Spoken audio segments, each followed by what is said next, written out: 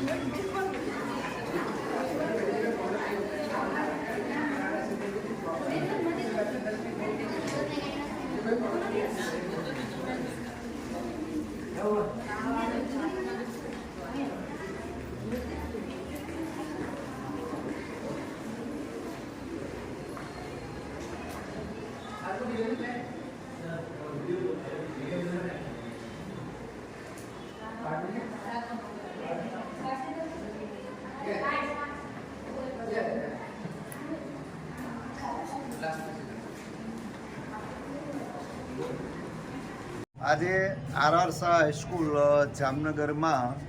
Cervical કેન્સરની જે રસી આપવાની છે એનું રસીકરણ રિલાયન્સના સહયોગથી આજે અમે ગોઠવ્યું છે અને હાઈસ્કૂલમાં અને છાત્રાલયમાં રહીને અભ્યાસ કરતા તમામ દીકરીઓમાંથી અંદાજે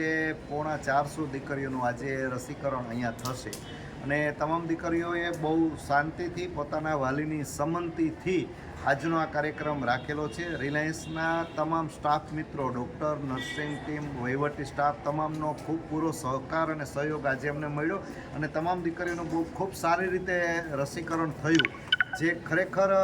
આજે દીકરીઓની અંદર વધતા જે સર્વાઇકલ કેન્સરના પ્રમાણ છે એની અંદર આ રસીકરણથી એમને ફાયદો પણ થશે અને જે દીકરીઓ ગઈકાલ સુધી ના પાડતા હતા કે અમારે રસી નથી લેવી કોઈ ડરના કારણે, એમના વાલીની પણ ક્યાંક સંમતિ નહોતી ને એવું થતું હતું, એમણે આજે આ રસીકરણનો કાર્યક્રમ જોયો તો બીજા 10% દીકરીઓ પણ આવ્યા કે સર અમારે પણ આ રસી લેવી છે, એમાં અમારા વાલી સાથે વાત કરી લઈ, તો એ પણ એમના વાલીઓ સાથે વાત કરીને અત્યારે તાત્કાલિક આ રસી લેવા પણ તૈયાર થઈ ગયા છે. એટલે ખરેખર રિલાયન્સના સહયોગથી અમને જે આ કાર્યક્રમ સાંપડ્યો છે એ બદલ સમગ્ર રિલાયન્સની ટીમ અને એમનો અમે ખૂબ ખૂબ આ તકે આભાર માનીએ છીએ. ખરેખર નીતાબેનના મગજની અંદર જે આ વિચાર આવ્યો છે અને નીતાબેન પોતે પણ એક સ્ત્રી છે